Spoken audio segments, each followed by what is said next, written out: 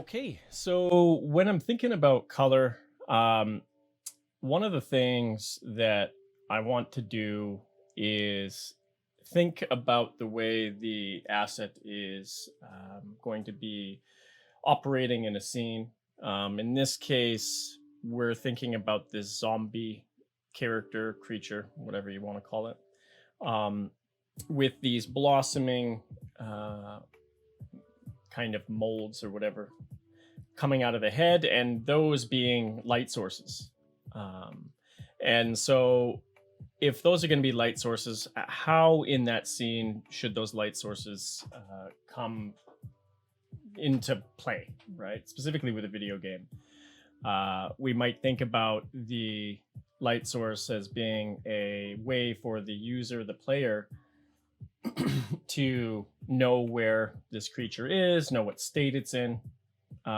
Maybe we would think about if a protagonist was trying to stay away from this zombie, that the lights on the zombie would indicate if it's detected them, if it's in sort of a neutral state, that kind of thing. One of the ways that I would approach that sort of straight out of the gate would be to think of it as in a way where people would understand the state change or the state that it's in based off of colors that they see in the world, right?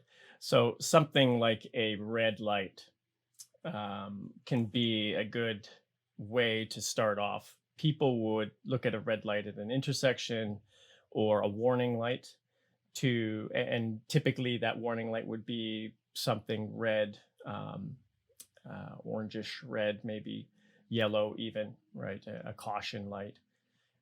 So that might be a good place to start with it. If I were to start thinking about adding kind of these cool colors to the spores, the mold on the head, it might not have the same impact. It might not kind of say to us like, "Watch out for this creature." So you can see at that point I've kind of started to think about, okay, there's some function going on in the design, and so if that's sort of at the highest level of the functioning for this character, I probably want some of the other colors that are going to be, less important to support that important color choice, right? So for instance, if I had this really red these glowing sort of fingers of fungus or mold, and all the rest of the character was sort of like covered in blood or had red skin or red hair, red shirt, red pants, then the effect is not going to be unique, or the color rather is not going to be unique to, say, the blossoming fungus. So I would want to maybe support that and even push the contrast of that by maybe laying in colors that are maybe on the opposite scale of things. Maybe something cool. Maybe we don't go with a heavy saturation, so that this thing, because we're dealing with a two-dimensional plane here, we can't make it actually glow and emit light. We're just going to be staring at a canvas. So we can start to set up that color intensity so that it feels marked instead of something that's competing with other colors. Now, sometimes it would make sense maybe if we wanted this whole character to be high vis, then they might be wearing really bright, warm colors. But then we still have to fight a little bit with the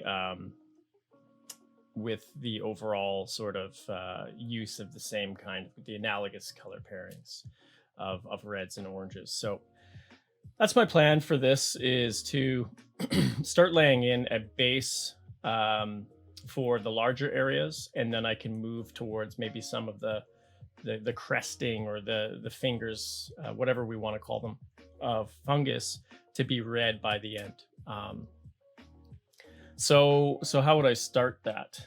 Well, right now we've got our character here. I'm going to start by laying in a gradient map. And the gradient map's really nice because it allows us to map everything in grayscale down below with some color. And we can change the values and the hue the saturation of those colors at will, which is a really nice way of working with that. So you can click this little circle at the bottom, and we can see that you have a selection of picking the gradient map out of that adjustment layer. So we've got that in there, and it's mapping everything down below with this gradient in here. We can see that it's not a very good gradient. By default, it's just white. So double click that. I mean, you can start to see what that effect will be if you click on any other gradient, and we can see that in here. So it's a case of our dark end of the scale is being mapped to a very bright red, right? So anything that's black or dark, that end of the scale is being mapped back up into light. So if I start to kind of move that down, we're going to get into something that's a little bit better for our design. And then on the other end of things, we can start to ramp things up a little bit. So I'm just using green as an example here so you can see how that works. For me, I again, just thinking about what we were just talking about in just previously about the strategy behind colorizing anything, specifically this zombie. I want something that's not like this screaming, intense, saturated color. I'm thinking about the skin tone, thinking about the zombie, the clothes even, of being something that's maybe desaturated and cooler in color. So I might go up into something that's blue to start. Definitely back off of some of the intensity of color in there, maybe even going towards blue. You can see that some of the darker values down below are warmer, so it's starting to almost feel purple in the background. So that's just that end. We can come back down here and move away from that red, and you'll see that it turns cool blue in there.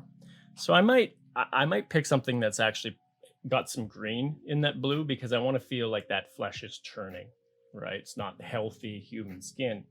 It's sort of sickly almost. So keeping that value down in the dark value range in here, just kind of backing that off.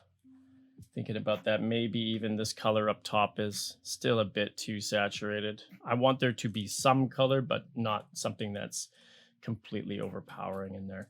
So we've got this in here, and we can use our mask to only affect the layers of the pixels that we want to affect. So we've got our zombie on a separate layer. We can get in there and just select that load selection, and we can load just the silhouette transparency in there. And then I can go back to my mask and invert that and delete the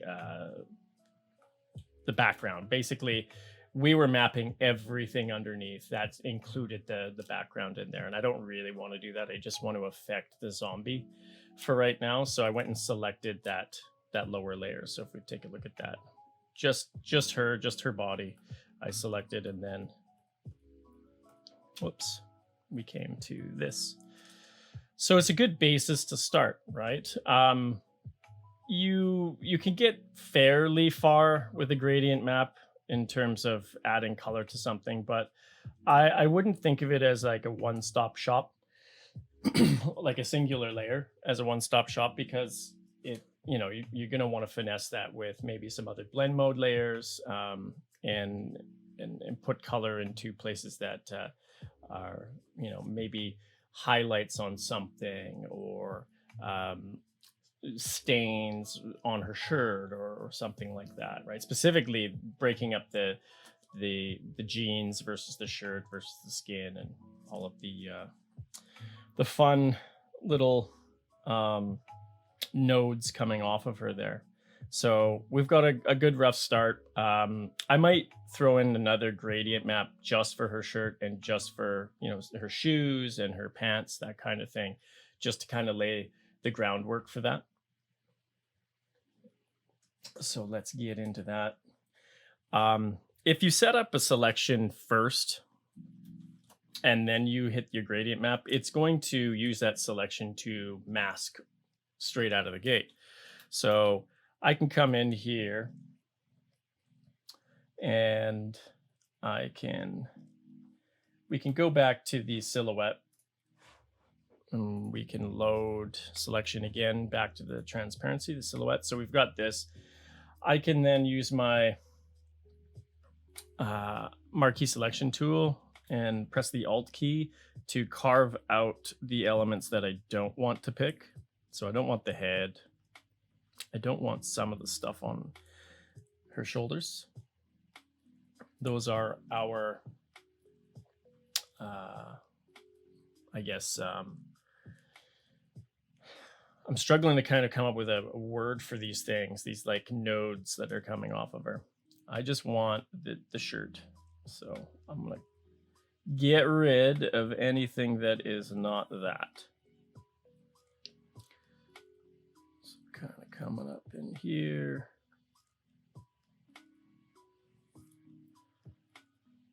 I'll get rid of that stuff up the top. Nice thing about this is that it is going to be something we're affecting in a mask. So if you screw this up, you can always go back in and adjust it so it works better. So we've got most of her shirt. I'm just going to get rid of this stuff down here as well. So we've got that selection. I can hit that adjustment layer gradient map again. It's defaulting to white. If I pick gray, there you go. You see sort of the effect. She certainly could have a gray shirt. That might be a good choice for us to differentiate skin from the shirt. We might be able to throw in a little bit of some color in there. If I were to go with something warm, I probably don't want something that's like intense with the saturation, nothing like that, because again, it's going to start to compete. You see, if I select the brighter values, it kind of completely stomps out any of the detail that we had, right? So because I want maybe some blood and staining on the shirt that might be a warm color, I probably don't want to set that warm color on top of another warm color. I would personally want that to be something that kind of pops off of that a little bit. So if I were to stay with warm, I'd go with something that's fairly desaturated in there. I feel with her, I could almost just go with the gray for now. I might let that sit and percolate a little bit, see how I feel. Maybe we can kind of get up into other colors and see what those feel like. Maybe I'll leave it there just for now. So that is always something that when I want to come back and affect it, you go to that layer. So we'll call this layer shirt. And I just double click that little gradient icon, and it'll bring up this window, and then I can double click that to start making those changes again. So it's actually not affected any of the underlying artwork. And if you've taken my class, or you do take my class, or one of the other mentors, we talk about how about non-destructive editing and the nice benefits of that, where if you screw something up, it's not permanently changed and you have to go in and repaint a whole bunch of it. So would you add bloodstains later in the polishing stage? I might kind of start with some rough staining. I might finesse that later. I might bring some more in later. Sometimes I'll change a little bit of the design depending on what the client thinks. Nearer the end, if it feels like we've taken a look at this and something's missing, say, and we need more of an aspect of the design in a certain place, like stains, for instance, then I could definitely come back in there later. But I want to kind of map that out now, even just a little bit, so that we can see how everything comes together at that point. So that's the shirt. We can call this one maybe general body, because I might come back into certain areas of the body later and add more maps or blend modes with color. So I don't want to just name it body, because that might start getting confusing in our layer stack here. So general body. So let's make that same selection of, we'll go to select, load selection. We'll go back to the full body here, and we're going to single out the jeans. And so we need to work on that selection, Alt, and let's just get rid of everything that's not that. So that's the legs down below.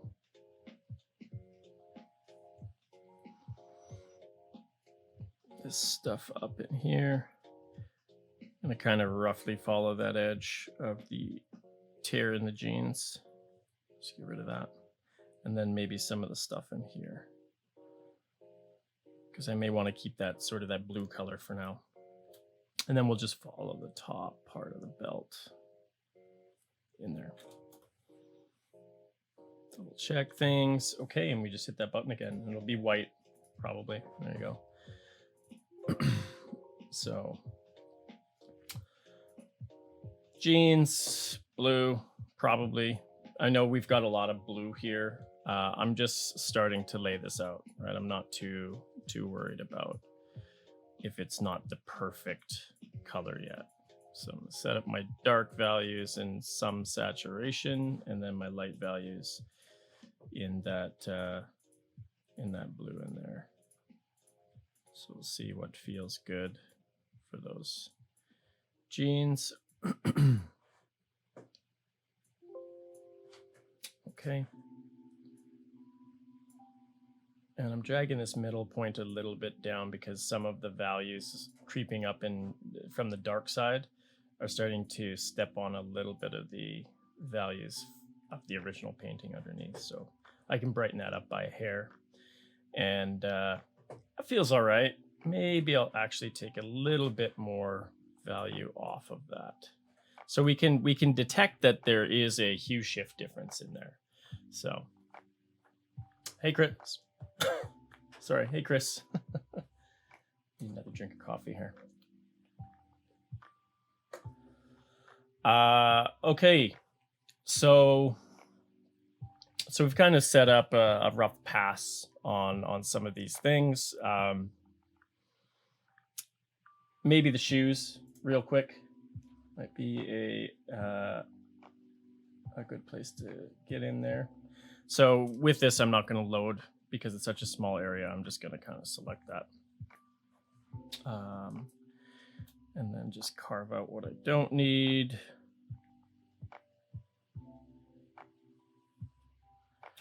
There we go. And I can map that if I want. Nice bright white shoe. I kind of do want it to be white. So that means just on the darker side, bringing some of those values down. It's going to be a dirty white. I don't want it to be gleaming. This is a zombie after all. She didn't go buy new shoes after the apocalypse. So it's sort of like a nice way to kind of rough in some of this stuff as an example. So yeah, I mean, it's a good start. At this point, let's just throw some tags in there, shoes, and we've got our jeans. At this point, I can start to add some of our blend modes, right? Just a nice way of having color come in there and affect some of all of the underlying layers. Anything that's stacked on top of the lower layers is going to affect everything down below, unless you mask that in. So for me, yeah, blue everywhere, her hair being blue, her skin being blue, even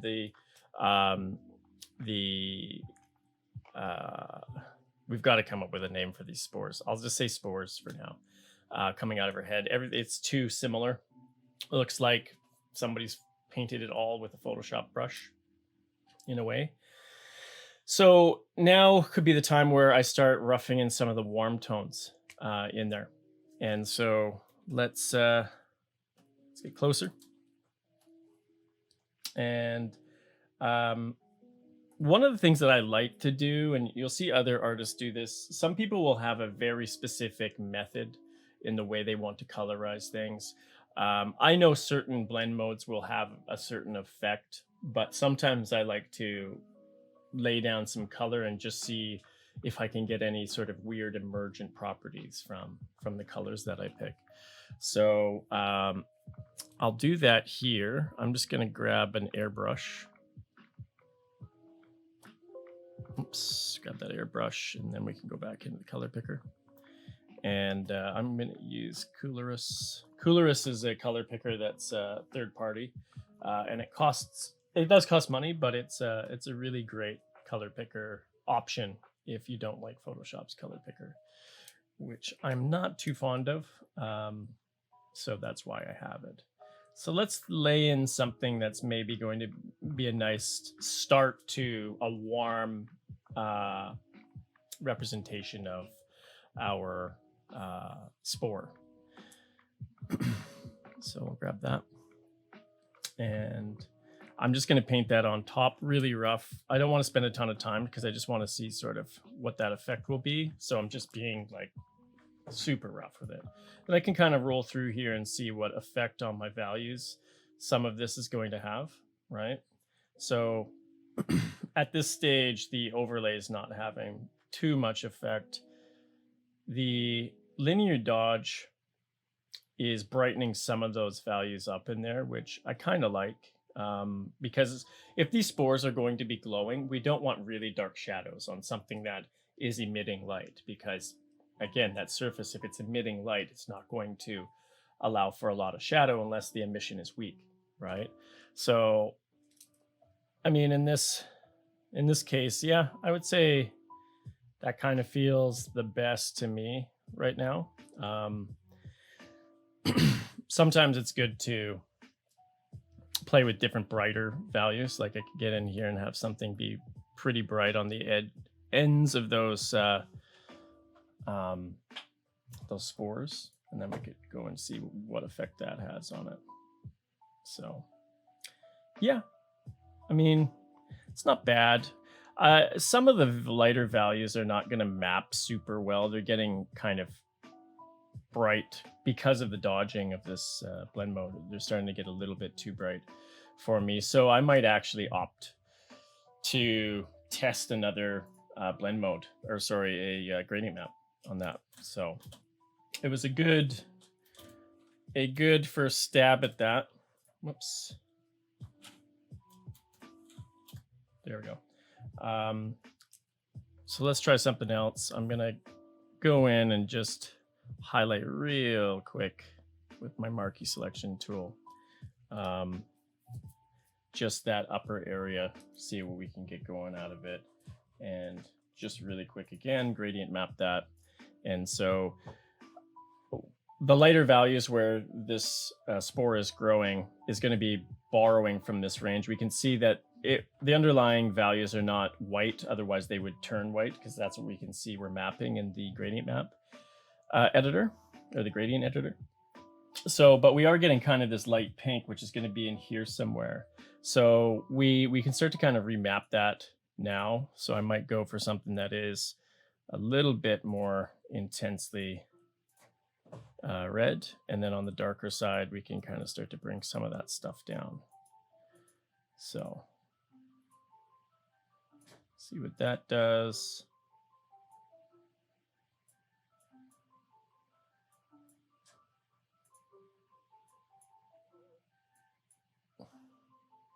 Kind of like a really rich representation of that that spore coming out of the head. That's kind of interesting to me to maybe start with. I've now remapped some of the original values from my my drawing, my painting. Excuse me.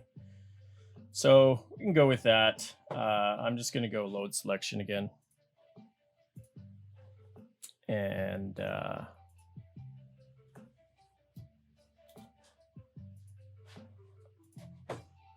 it's going to come back down to the silhouette, then load selection. And load the transparency. And then I can press Control-Shift-I to invert that selection. So I'm selecting everything but the zombie. And then in that mask up top here, this one, we can delete. Okay, so we've got this kind of blossoming quality, and even in this rough stage, we can see that it's pretty intense, right? Like it's really, with that saturation, it really stands out from the rest of her body. So that might be an interesting way of bringing some of that color into the rest of the spores, right? So what would I do to get that to happen? Well, I can re-engage that selection, so we have her isolated from the background again. And I can actually paint, which is really cool. I can paint in, let's name this spores. We'll call it spores 1 in case we want more maps on top. I can actually paint in through the mask by selecting the mask, maybe selecting an airbrush, and get some of that color to come back in. We've masked it all out, right? But it's still there if we want it. So I can start to pick a white, so we almost like poking holes through the mask to get back to that color. I can start to kind of paint that color back in. And if I'm using an airbrush, I can have this be an effect that falls off a little bit, which is cool. All right, so I'm looking at painting on top of just the spores that I want to affect in there. And I want it to fall off a little bit to the flesh underneath, because I don't want everything to feel like it's glowing. I just want to feel that sort of as it pushes out, maybe the skin gets thinner on the spore, and we really get to see that color come through.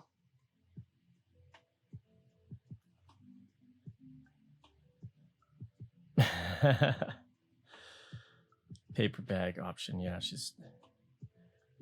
I'm sure she's felt prettier before, but she makes a good looking zombie, I think. At least creature wise. Some of that going on in there. So I'm not stressing about details. That's something else that you need to keep in mind, is like, don't try and put the cart before the horse with these things. Just build up to some of those details. So for me, I'm just trying to get a vibe for this, getting that color going on in there so we can see what everything looks like, right? Maybe some of these elements on her arm are starting to kind of push through, so they're not going to be super bright yet. We just start to see maybe that glowing from underneath the skin, and only getting really intense once it's out.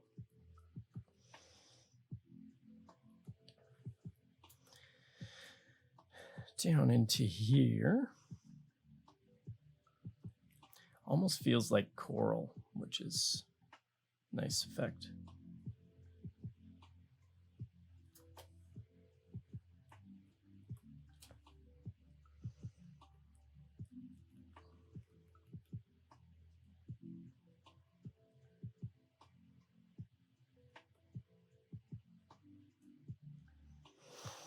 As I was mentioning earlier, though, because that blue was laid down first and is sort of the ground that we're pulling all of these really intense, saturated, warm tones out of,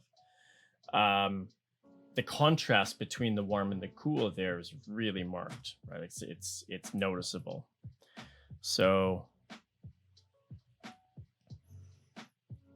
versus if it was super warm as an underlying layer.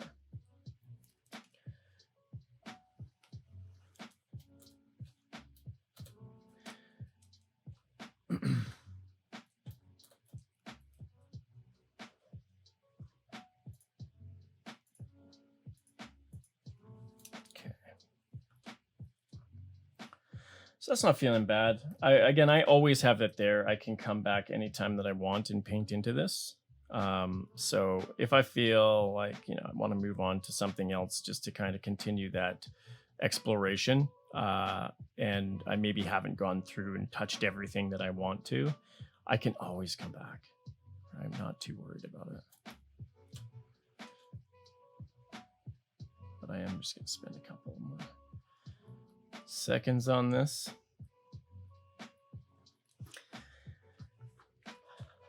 Right. So just let's deselect that for now. So the upper areas are feeling a little bit hotter because we're getting into, we're really mapping the that whole gradient map into even the darker areas, right? So it's starting to feel maybe a bit fleshier. I feel like it tends to grab our eye a little bit more with the intensity of color, but some of the other areas feel like they're glowing a little bit better. So that's something that in the future I can tweak, right? Right now I could come in here with a layer, like a linear dodge, grab a linear dodge, brush mode, and test to see what some of this might look like as I continue to develop it, right? So if we wanted that spore light from within, I can start to kind of play around, just see what that might look like with this color selected. Maybe if these start glowing. It's not bad. Color I picked is maybe a little bit too desaturated, so I might try an orange, see what that might do. I kind of want that to glow with a little less white. I'd rather it come into something that's maybe orange. Yeah, I'm kind of on the fence with that. We might play with that a little bit. But yeah, I mean, this just shows you that I like to sometimes take a break from all of the design work and all of the kind of specific stuff, right? And maybe test a future idea that I might have while I have some coffee, right? And relax. It is good to take breaks. I mean, you can imagine if you've painted for any long period of time, but in a studio situation or when you're freelancing even, that just hunched over doing all this stuff can be really hard on your body, right? Your eyes, your body. So it's good to kind of get out of your chair, back up, take a walk, go get a coffee, right? Test some ideas, relax a little bit with it before you go back in with some of that, intense focus on areas in there. So that'll be, sometimes I would never put the finishing touches of like blooms or anything on the painting at this stage, because, if I need to tweak anything, I've laid those things over top and it's hard to actually make changes if you've got lens effects rendered on top. So lens effects like a bloom, lens flare, that kind of thing. So we save those to the end, but it doesn't mean you can't play in the meantime. Okay, so with the spores, I might test to see if in the mask, if I can maybe get some of that fading off a little bit. So I'd have to go to black because we want to cover up some of that color. And I can, especially with my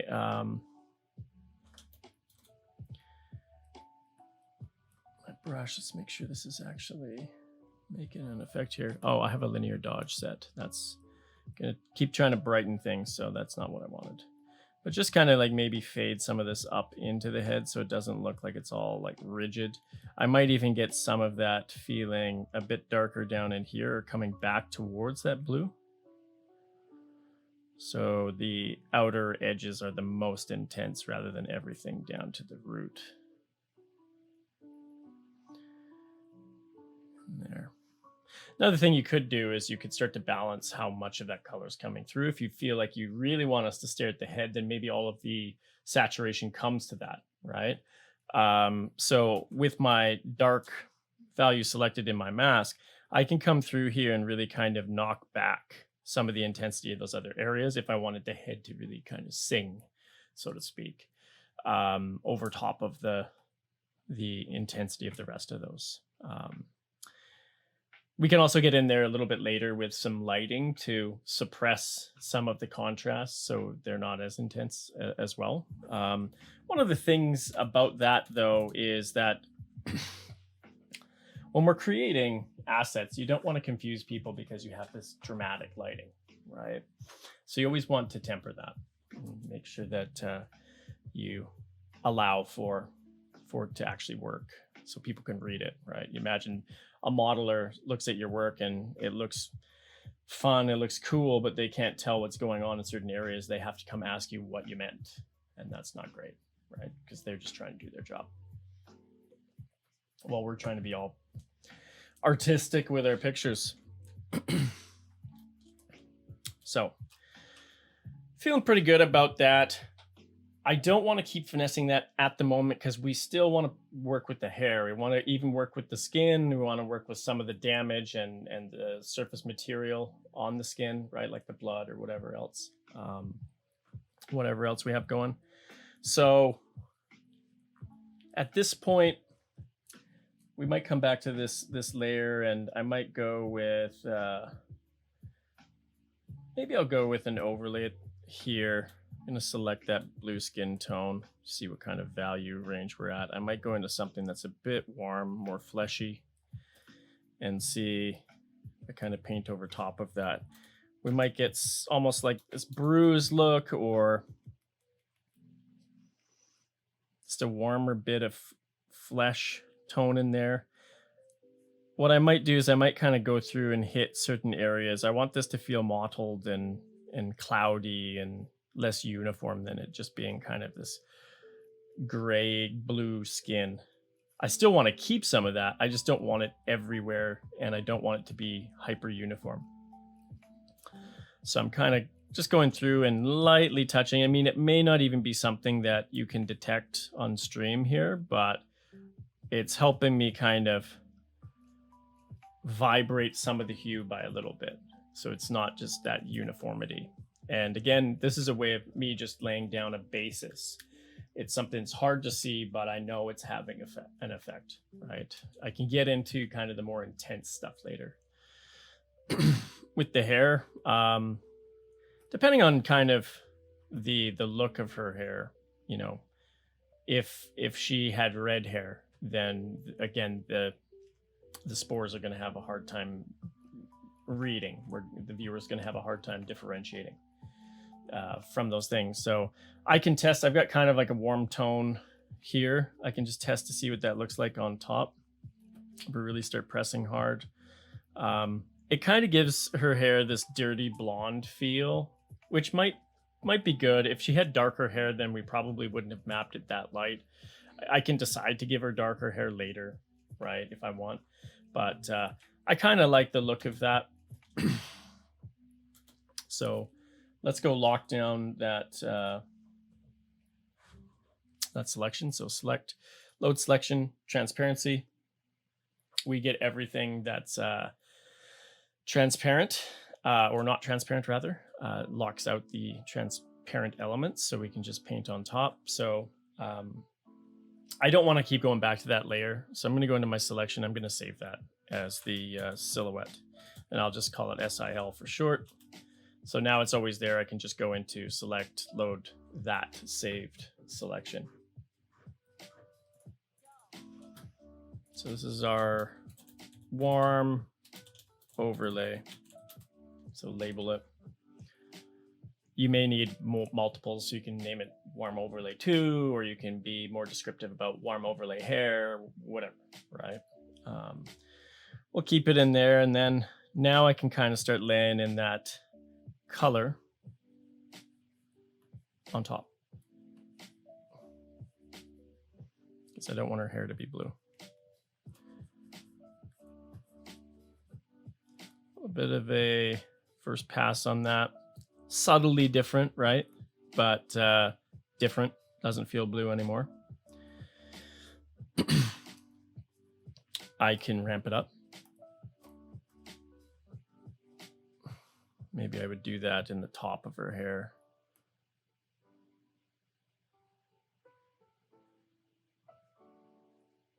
So the kind of blonde approach for her might be nice as well, because it's going to sit uh, against that blue, the blue quality of her flesh, as almost like a color complement, right?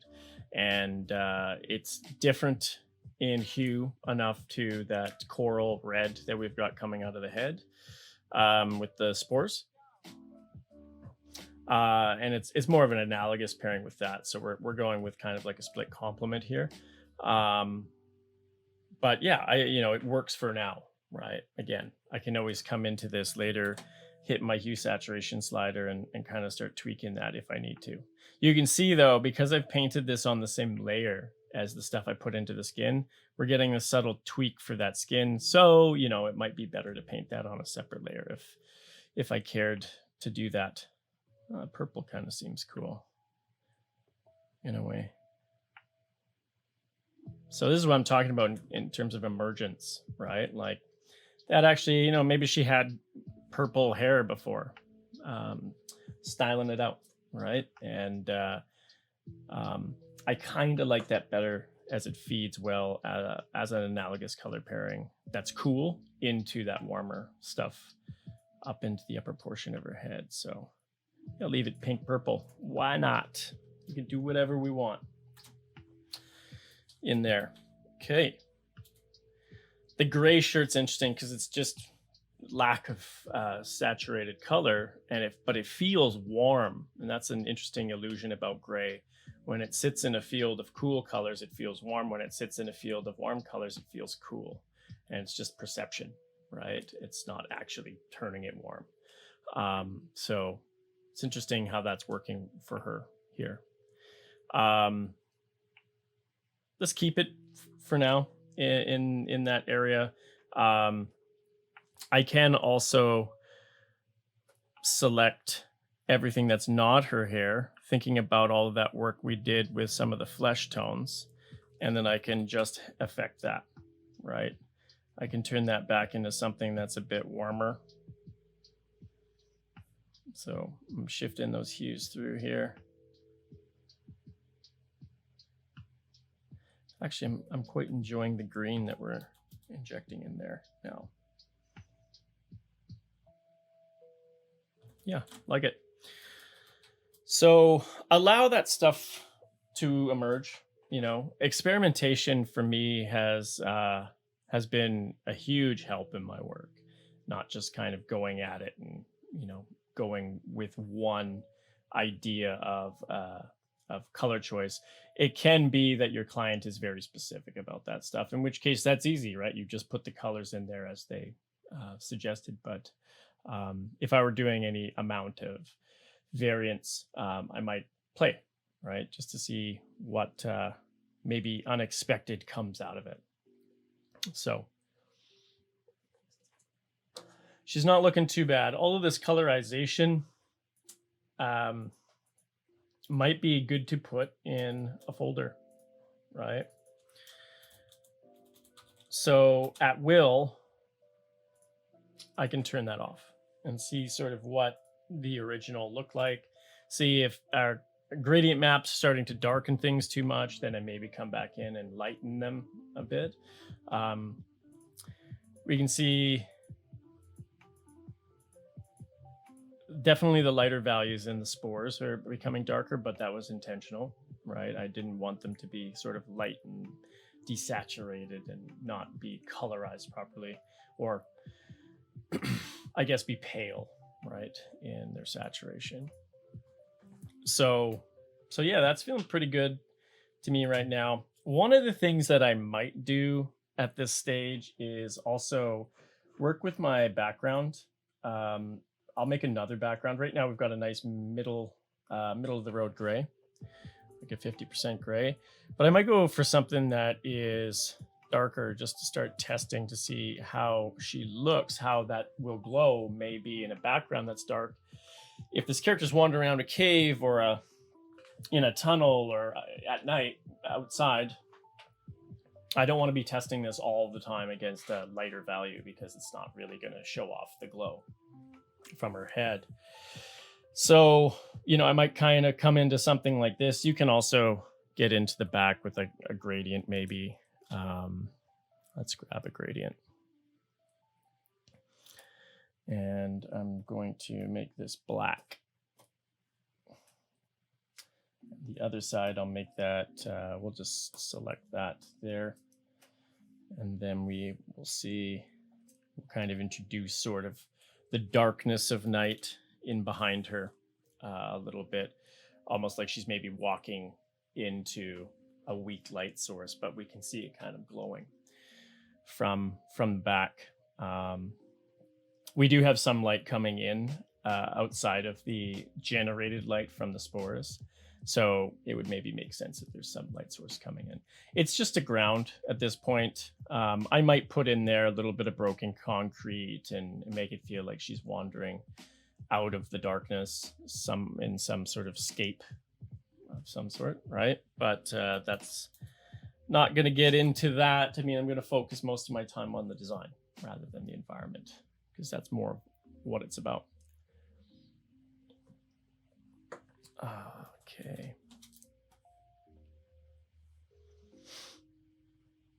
So things are feeling pretty good. I feel like I need some warmth in the flesh to kind of indicate some of the decay and the damage that's going on in there.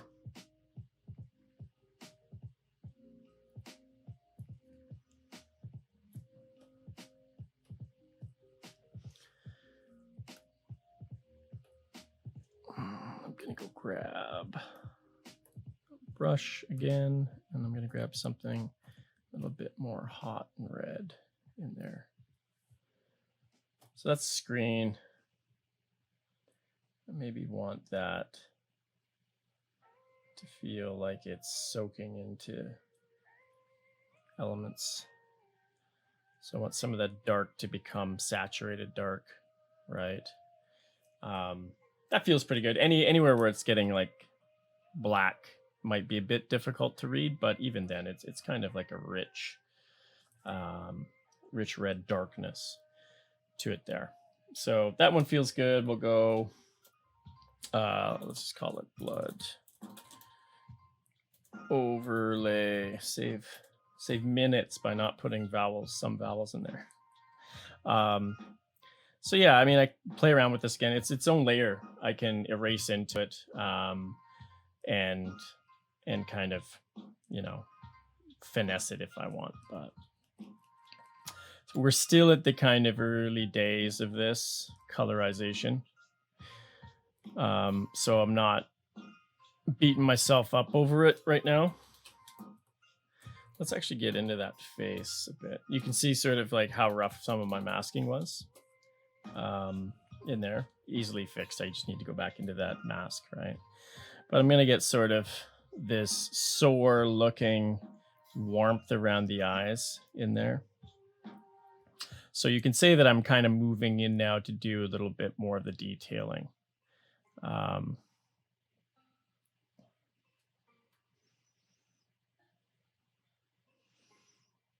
Maybe her chin is just kind of soaked.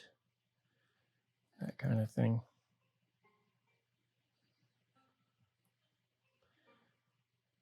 A little bit of warmth around the eyes.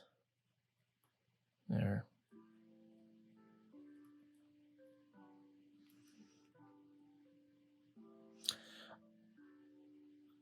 I might get in there with more of a, almost like a residual skin tone. So everything's not just kind of cartoon zombie blue, right? I'm feeling that right now, especially as I start to use a bit more of this blood color. And I can add details with this as well. So I'm thinking about sort of splatters and drips, right? As a way of making it feel a bit more believable. With the airbrush, I can really kind of softly lay some of that in, so it starts to look almost like stains that are emerging out of the shirt. That might be something that actually happens near the spore, right?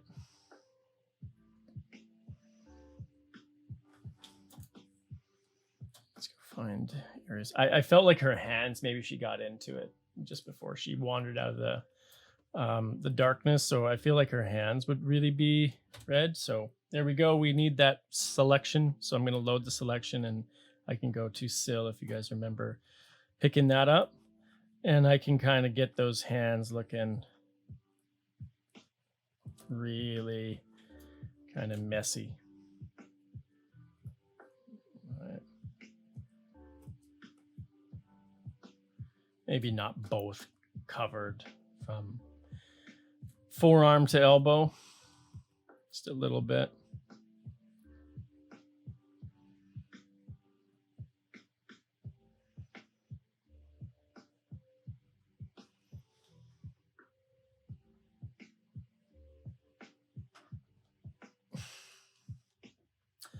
The question, do you think the character design field is oversaturated? I'm trying to focus on learning character design, but it seems like everyone else is as well. It's really hard to read your name there. Yes, I mean, to be honest, yeah, I do think it's saturated because it's the fun thing to do. It has a lot of association, or I guess people can resonate with characters, and typically a lot of the characters are human or humanoid, right? Anthropomorphic at least. And when they're not, they're pets and or kind of enemy creatures and that kind of thing, right? So it ties into a lot of the storytelling that humans like to involve themselves with. So I think it's always going to be that place where more people end up, say, rather than environments. But people will always need character designs, right?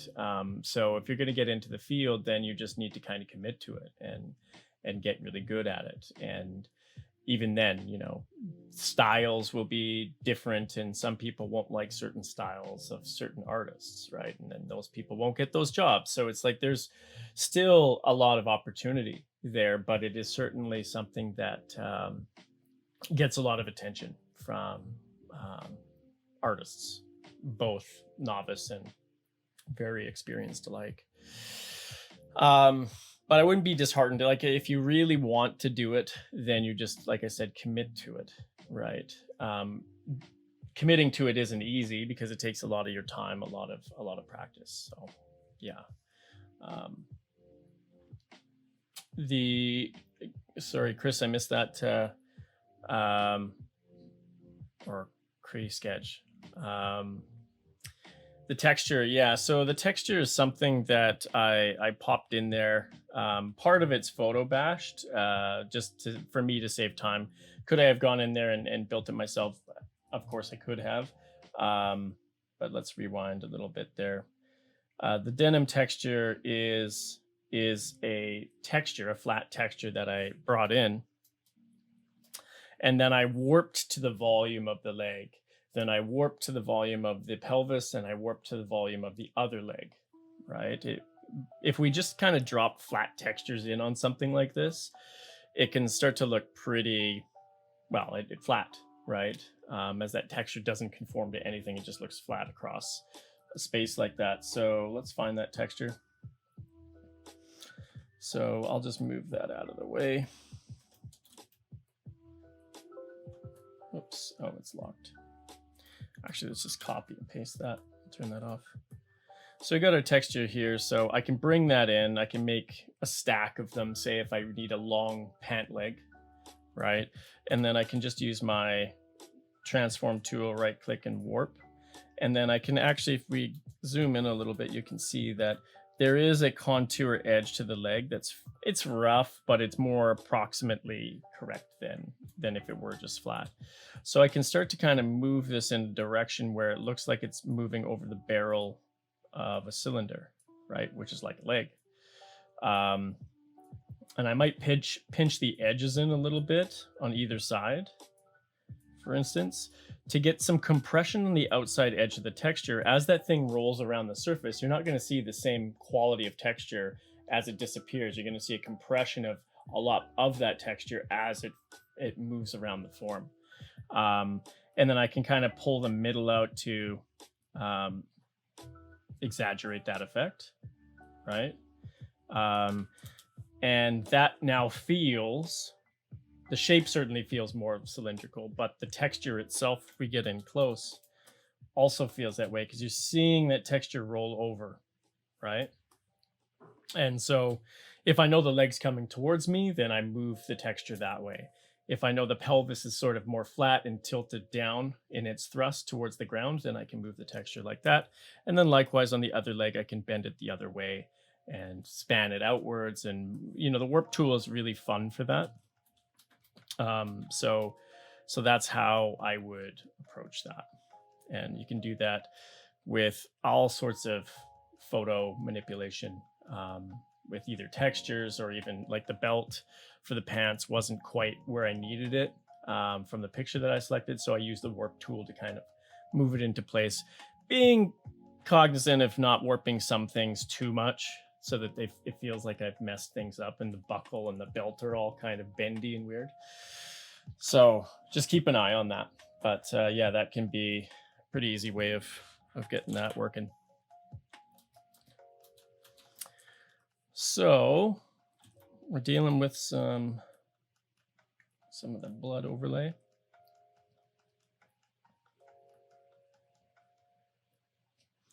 I feel like the stain in these pants are perfectly set up for this.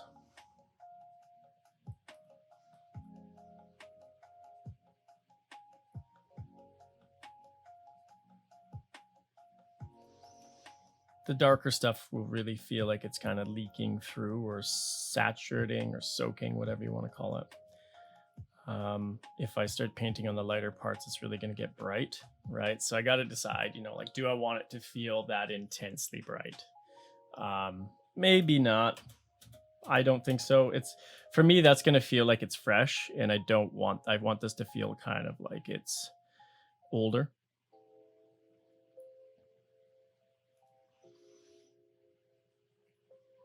So I'm just going to be careful with that.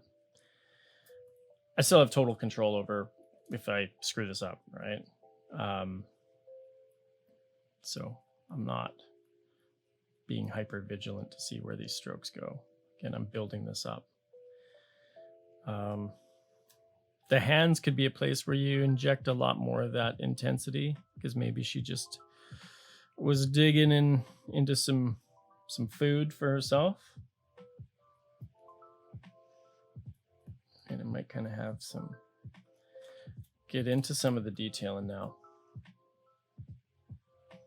Sometimes this is just a test. If I have a lot of other kind of render work to do, I won't spend too much time on this already, but it might be that there's some spray and splatter. Because I'm working on that layer right now, it might be good to see how that feels and kind of rough some of that stuff in.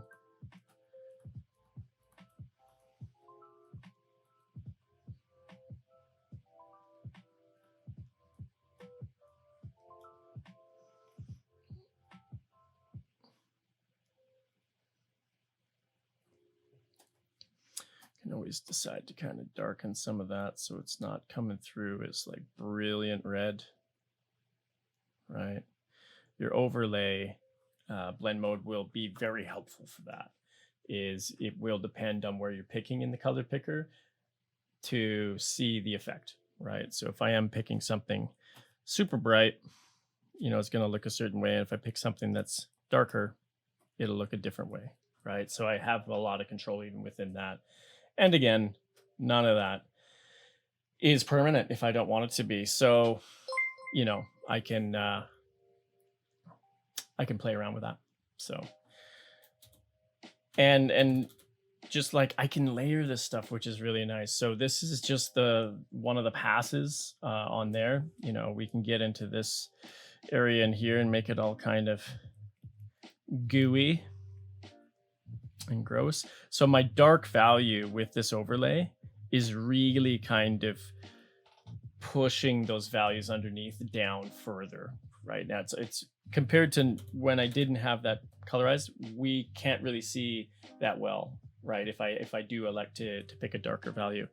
So, if it makes more sense to do this in certain areas, then do that, right? Absolutely. And so this is just a good example of that open part of the body.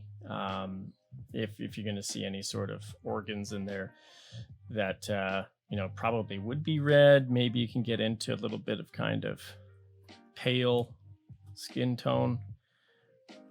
Maybe there's elements within that where it doesn't have all the gore on top of it.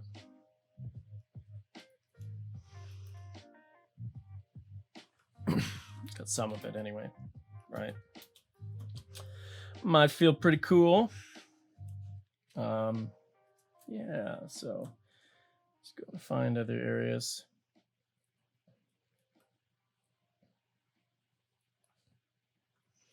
We shift away from some of that blue. We're getting a nice vibration now because I'm starting to layer on top something other than our original just flat blue color. Might give the face a hit of that as well.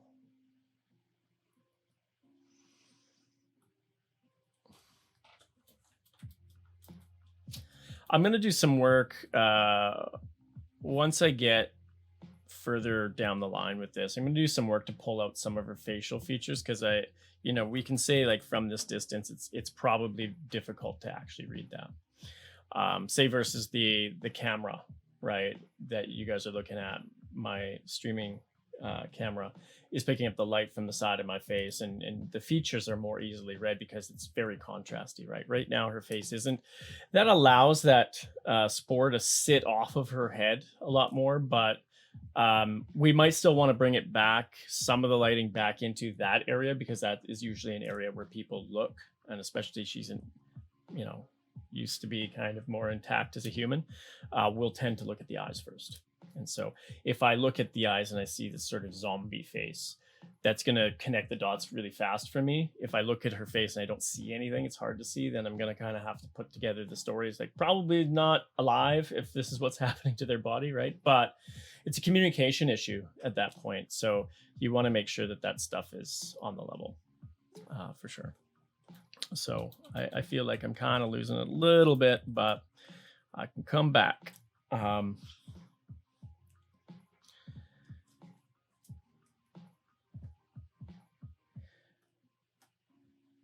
That can be another thing that we play with as well, is like brightness, contrast. Any of your adjustment layers can kind of come in on top of things and brighten or darken them, right? So that can be an area where I come in and I say I hit it like that. It's got a mask, so I can see her face. I maybe don't want everything to be that intense though, so I can go into my mask, select it. I'm going to go into the paint bucket tool and obliterate any of the effect by making that mask black, and then I can go back in with my, say, airbrush, and I can almost paint that light into, grab a white, then I can paint the light back into her face a little bit. Pull out some of the detail in that area which we just looked at. Again, in the spirit of non-destructive editing, this is nice because I haven't actually touched that grayscale layer all the way at the bottom of this. I'm just using the layers and the strength of the different kind of choices we have with that to inject different aspects of color, light, right? We can see I can use that same light layer to indicate a light direction on these little nodes if I want. I may not want to do that. In fact, I know I don't want to do that on those because I know they're going to be bright later. So I would probably only really work on using that light in areas where I feel like it would be more beneficial. So maybe we pull out a little bit of the shadow that the spores are creating on the hair. So that might be something that's A little bit more apparent on this side. Getting that nose, that bridge of the nose.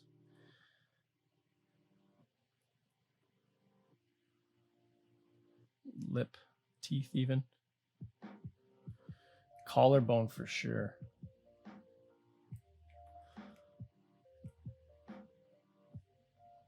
Chest region, shoulder. I kind of do want to bring a bit more light up into the top part of the body because, again, we were talking about how people tend towards that area. And on the flip side, I can have a multiply layer that darkens things down below and then use the mask as well for that. So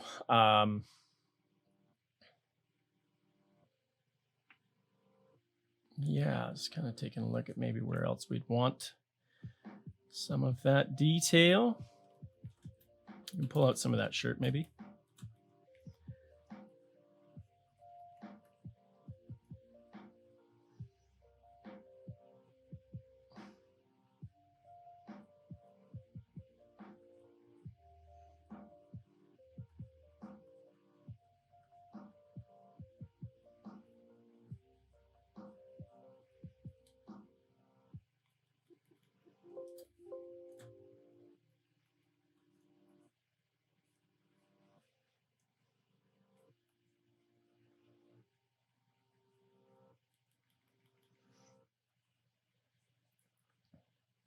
Searching for just volumes that I want to pull out.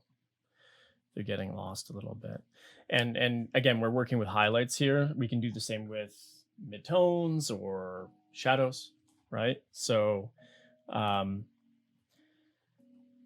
try and think about what would be good for your viewer to be able to actually see into these things.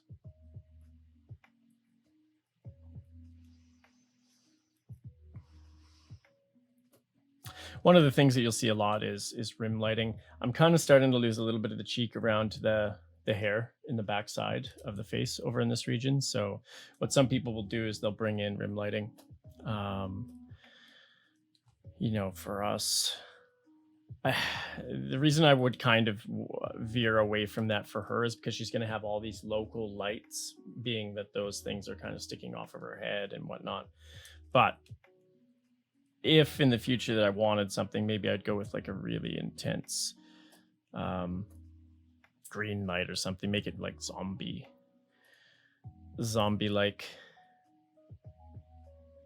I could have some like really harsh rim light come in there on the side of the face.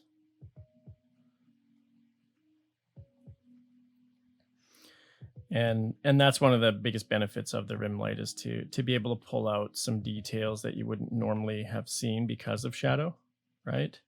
And so that could be definitely something we would witness on that side of her face. Then you can't just do it to one area. You'd have to do it kind of to the whole head of hair and whatnot. Even some of the areas of the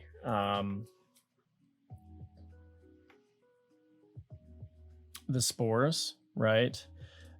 As I mentioned before, like how much of that do I really want to be doing right now, because I haven't even got to the glow effects on that, right? So that can always be a way that you can pull those things out. Like the sleeve is becoming hard to read on that one side because it's just falling off into darkness, and then likewise it will help pull up some of the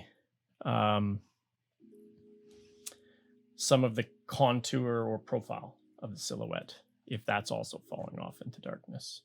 For her, it might be kind of nice to have some of that fall off into the darkness because she's kind of emerging out of it, right? So that quality of light fall off is good for the narrative. We go back to talking about whether or not that's useful for your client, right? Probably not if it's hard to read. So just gauge when that's a good call. For me, I don't need the rim light yet, but I just wanted to show you what I might start doing with that. So yeah, at that point, go through I feel like we could afford a little bit of darkness down on those legs. So just like our brightness contrast in that layer there, we could start another one. We can call this head. Let's call it upper body highlight.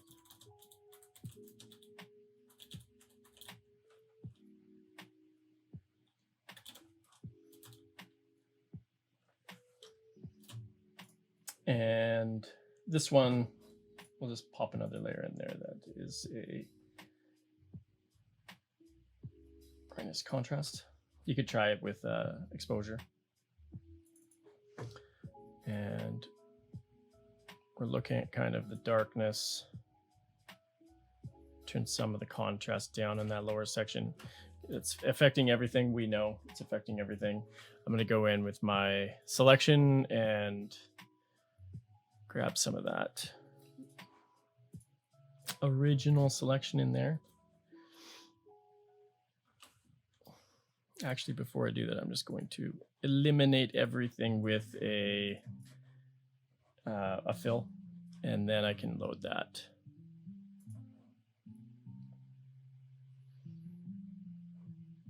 Load that selection and bring some of that darkness back in now. I've isolated it so we don't paint out into the space around her. So now I'd grab a white to reveal in the mask, and let's go with an airbrush. See that I can slowly kind of have some of that stuff crawl up the leg, just so that the jeans aren't super bright. And it's not it's the impact isn't huge here, but it's enough where, you know, I'm not getting that really bright foot out front. We start to then direct all of the attention up to the upper portion of the body. So there will be back and forth with this. Thanks, Eric. There will be back and forth with this as I progress with the development. I want to kind of start to, at least in this stream, before we wrap up, get to some of the primary focal point development and render with the details. So we talked before about having the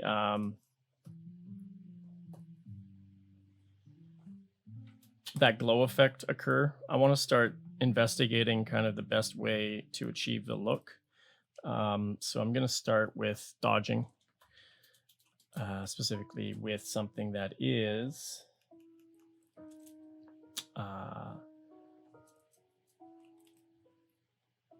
warm.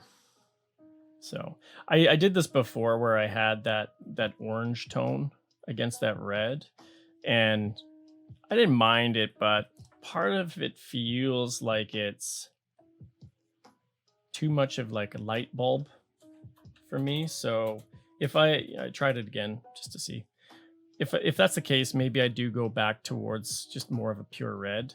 When you do this with a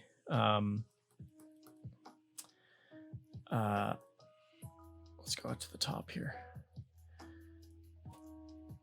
When you do that with a red instead of a warmer, like an orange, that kind of thing, what happens is it starts to move to pink and then into white, right? So you don't get the same quality, say, if you're looking at brake lights or a red light at an intersection, where the core of that emissive light, it shifts hue into oranges, then yellows, then into that yellow white, into white, right? I mean, probably not quite into white, but you'll get that quality in that kind of light.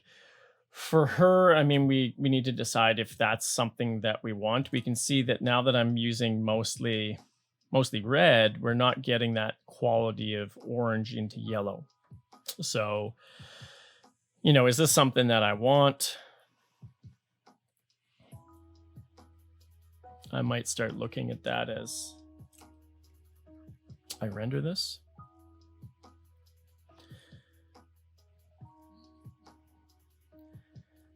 As I render these, I might spend a little bit of time figuring out whether I love it or hate it.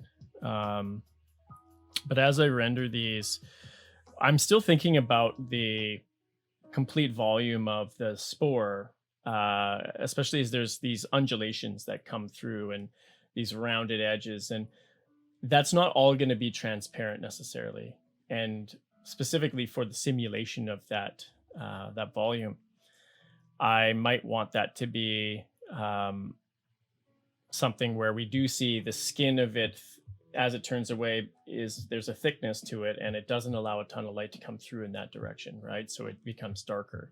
And then any volume that rolls around exposes to the camera a little bit better, that is a thinner skin, so a lot more of that light might come through. And then I think about kind of, is there like a fluid in there, just a general fluid that's bioluminescent, or are there chunks of something in there that light up? I don't know. I can start to kind of develop that now. Like if there were multiple little beads of something, I don't know what that would be. I can start to kind of develop that inside. So I know this may sound gross and weird, but I do like how the guts look. Not in the way zombies like the look of guts, though. Probably good. We don't have to worry about you then. Yeah, so I mean, that's for me, in my reference set, which everybody should have. There are bits of reference that help guide me towards that look, say of the guts or of the stain or of even the spores, right? So yeah, it's about knowing and not guessing your way through that stuff. So I don't know. I don't know if I'm still digging this. I might kind of go for something that's a bit warm after all. I just don't like how it's kind of popping out into that white as fast as it is. I want to kind of brighten up some of this stuff.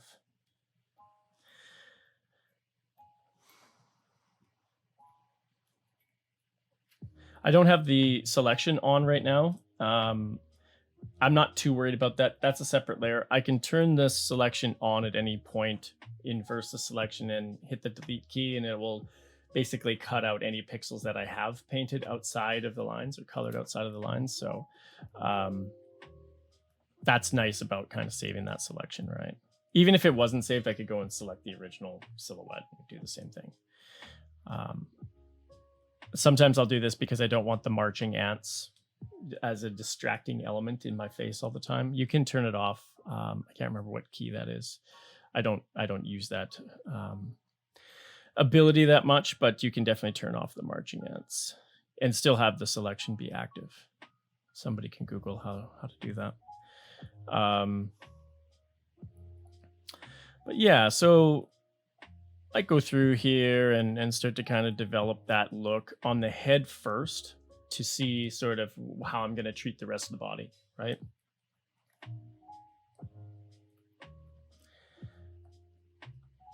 Stub some of that in.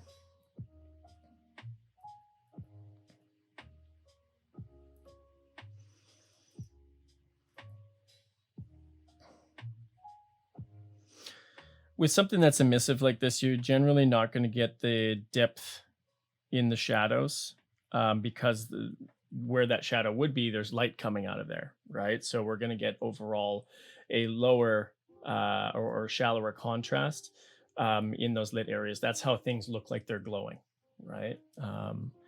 And so I would want to go through that whole top section and maybe just make a pass at lowering the contrast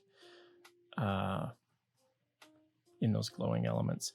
As it moves down, you can start to introduce the shadows, especially as your light gets quote unquote weak, as maybe the bioluminescence isn't having much of an impact down low.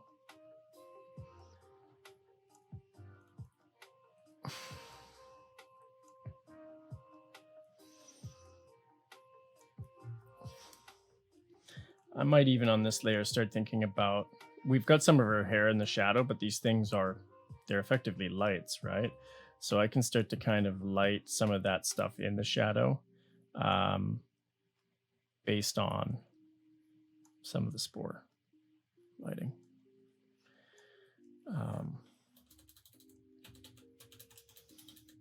I might just kind of loosely rough that in just one area for now, just to see, kind of remind myself later when I come back to it, sort of what I was thinking.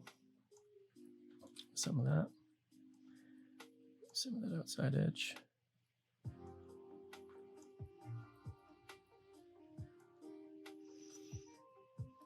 Even within something like these two plates that are splitting out of her head, I might not want everything to be screaming at me with the same intensity, right? So some of these might be weaker, just so that my favorite area, or the area I want you to look at, is more intense, right? Now I can start to play with what that bloom effect might look like. Again, remember when I was talking about taking breaks, right? So I can take a quick break here and see what that overall effect might start to look like at a distance.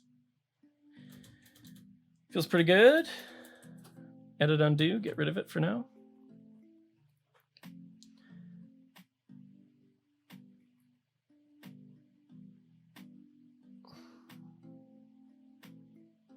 The airbrush is nice because, especially like I don't want the glowing detail to have sharp edges necessarily. I want that to feel like it's emanating from within and then diffusing even within that space. Whatever fluid is in the spore still has to travel through the molecules within that and then out through the skin, which is going to be a great way of diffusing the details of anything that you can see in there.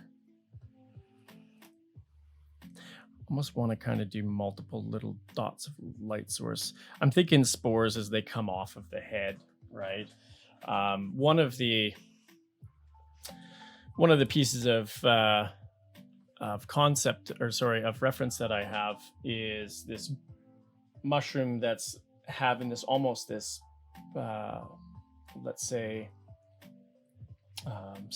spore smoke coming off of it, right? That might be something I actually have coming out of her head, and we can light that up as a detail. You know, maybe we have, let's deselect. I could have something kind of wisping out of the head here.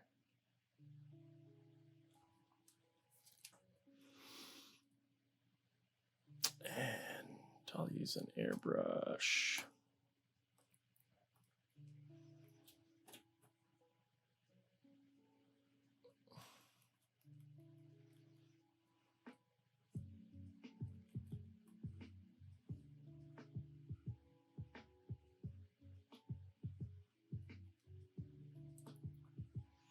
Whoops, tapped that too fast.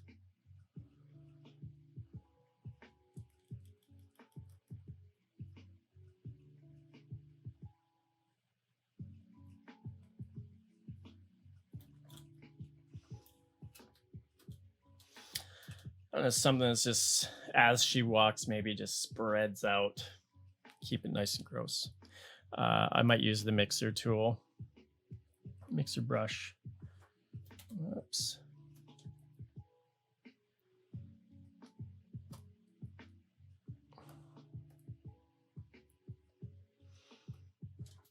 I'm gonna turn the load down.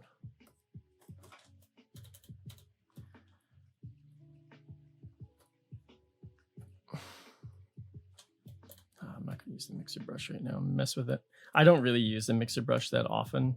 I do, when I'm using layers.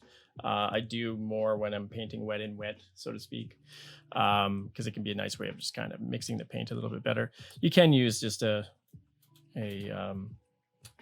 scattered blender like I have here, which actually might be a bit better for us to make the edges feel like this dust of spore. You can see, because it now has that stipple in it.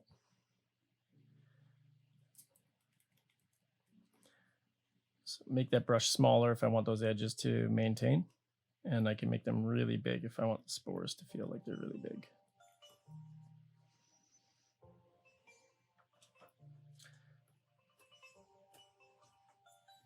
Sample all layers, turn that off. Turn finger painting off if you don't want to introduce color, like a selected color, your key color there. So that's what was happening. That's why I kind of turned it off there. I don't want that to be in effect. Just kind of coming through and messing with that edge a little bit. I can blend that into the glowing plates as well.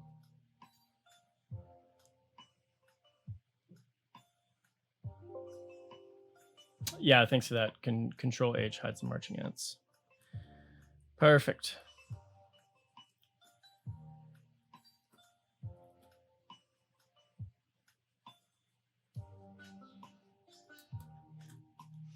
As that kind of floats away, I might kind of make those fairly blurry so that we just lose it in the darkness. As we start to develop some of that lighting, maybe the lights hit some of that smoke a little bit on either side, but you know, maybe she's one of the worst ones, right, for spreading the zombie plague at that point.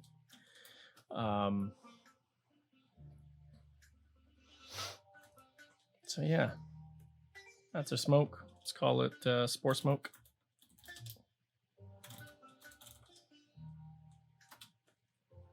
And doing my due diligence, locking that. I'm sure some of you, when you paint, forget which layer you're on and you start moving to other areas. I certainly do this a lot. So I have to trick myself. Not really trick myself, I guess, but make sure I don't screw things up by painting the wrong layer. So I'll lock it and maybe I'll turn it off, or I think I'll turn it off for now because I want to get back into working on the plate. But just make sure, right, that's what you're doing. So let's call this the spore glow. And then we can get back into doing that. I mean, even with that scattered blender in my spore glow, I can get some of that becoming, you know, very, very distinct detail on the surface. So after doing that, I can start laying in what feels like a stippled texture on top of the surface, right? If the brush is big enough. I still want it to be a nice soft blend in there.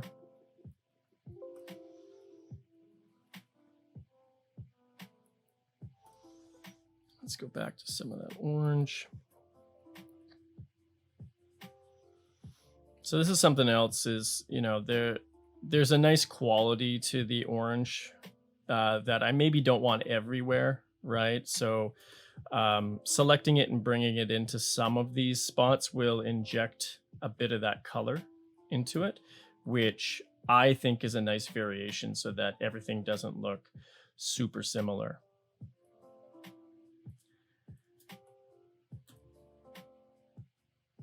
You color code your layers so you remember which area you should be on, as well as locking. Yeah, the labeling is super useful in there too, as another vector of organization. So yeah, I'll do that too. I'll usually do that when I go through and organize, maybe at some point in the development of it. But why not use it, right? If it's going to help your workflow, and it's there for you. I'll do that in other programs as well. I'll do that in Premiere with my different tracks. I'll color code or label them so I don't get mixed up on which is what. So some of that nice kind of orange yellow glow on some of it, not all of it. We could get up into something that's maybe, we could try something that's a little bit more yellow. So maybe some of this looks a little bit varied, a little bit more varied.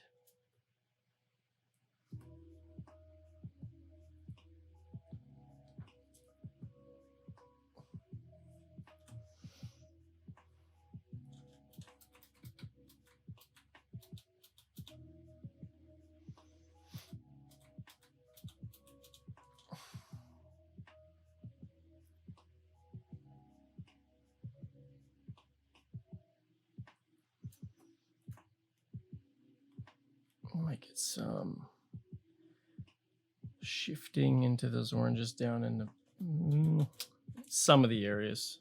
I'll be careful with that. I can always go back later and maybe tweak some of that.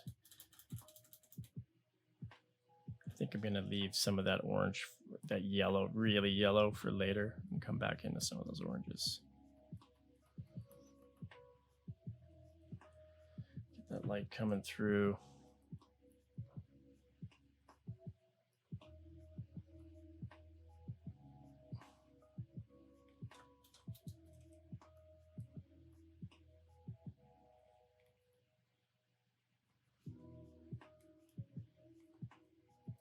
Back into a red. I don't want the yellow quite everywhere once again. Start making some of that a little bit hotter. We'll go up to red here, a little hint of pink involved. See how that feels. This effect. Tempering a little bit of that yellow now, which I'm digging the effect.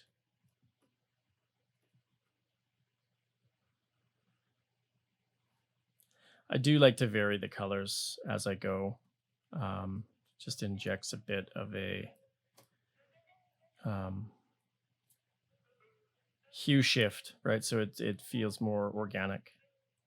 You'll see some of the problems you'll see in junior art or novice art is that it's like these singular color passes and I'm done, right?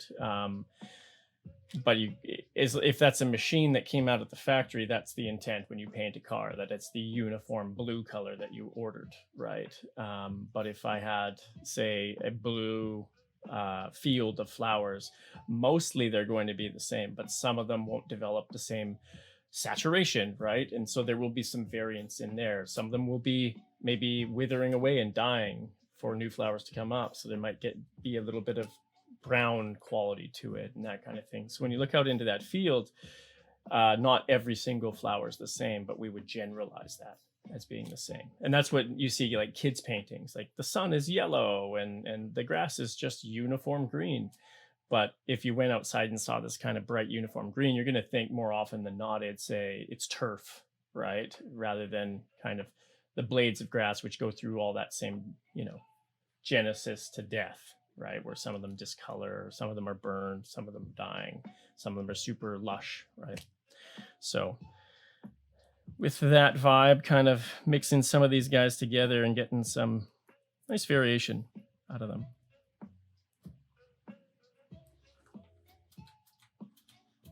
Right, so some of them leaving them a little bit more orange, some of them getting into that pink.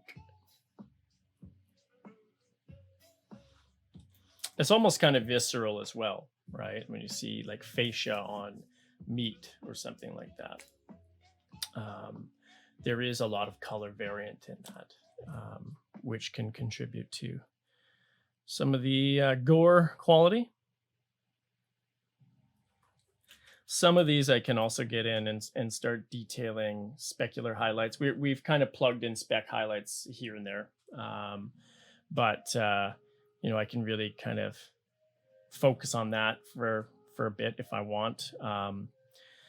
With spec highlights, one of the effect, if I were to do some specular highlighting down into the core of the earth, I guess the crevasse of those two plates, I might switch to another layer. Spec, and when I pick spec, I will tend towards a almost white.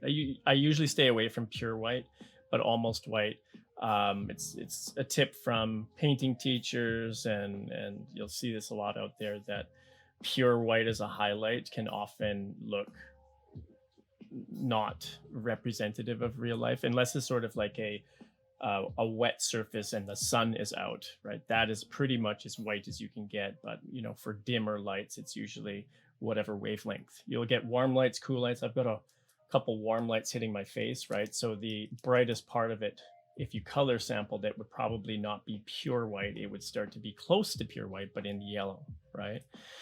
So we can do that same thing here. I would go maybe with a neutral color. I mean, we could stick with some of that red and just come out here.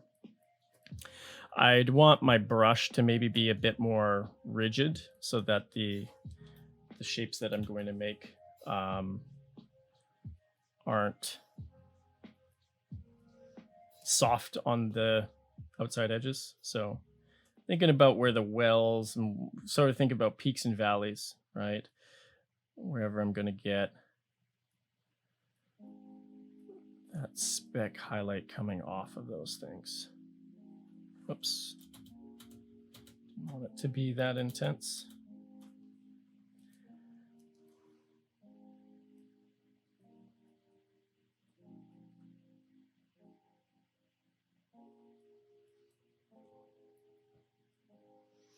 So you can imagine that this would take a while, right? Where I'm going in thinking about wherever that light's sitting, wherever that kind of wet surface quality of this is, as we kind of move down into those recesses down in there.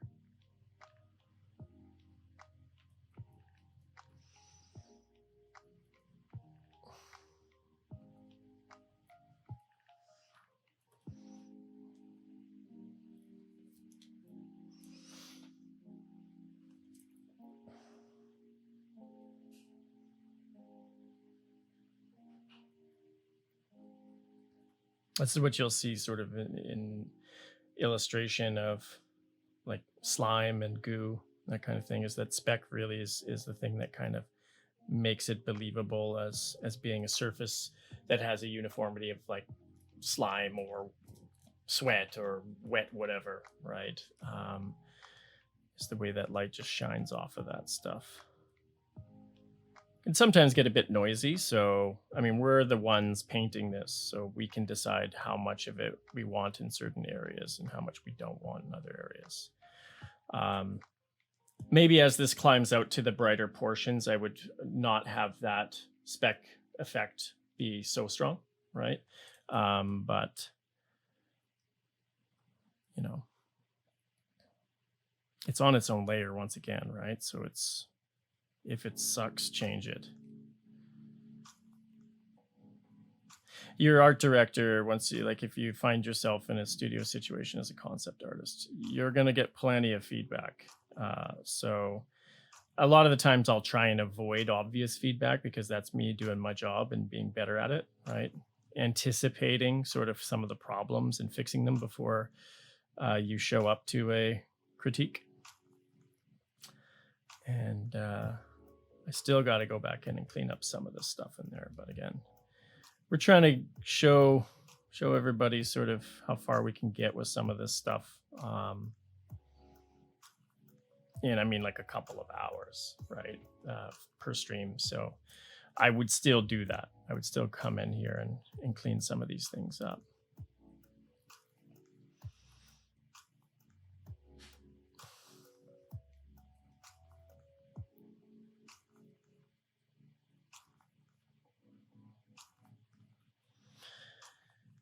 Even with subtle gradient fall off of into the darkness on some of these guys, if I put a highlight on top or sort of in the middle of that perceived volume for me, it can help the viewer understand that as a volume, even if it's just a subtlety, right? You get it. Or hopefully you get it. I mean, sometimes you don't. And that's on me to go back and make sure it's more clear, right? So yeah, it's starting to look gooey as it disappears down into that well.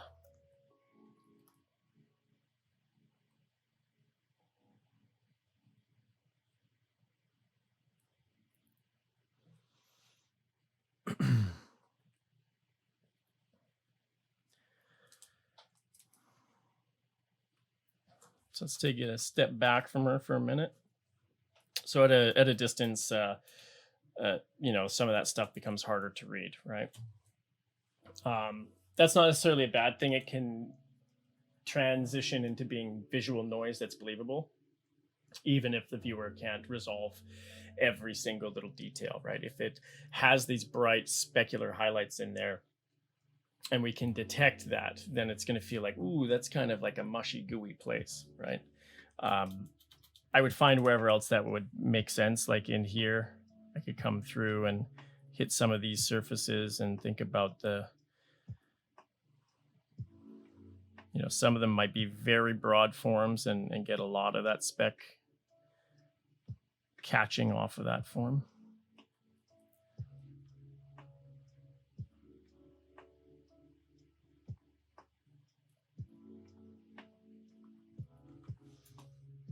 You know, that chin, thinking about even the lips in here.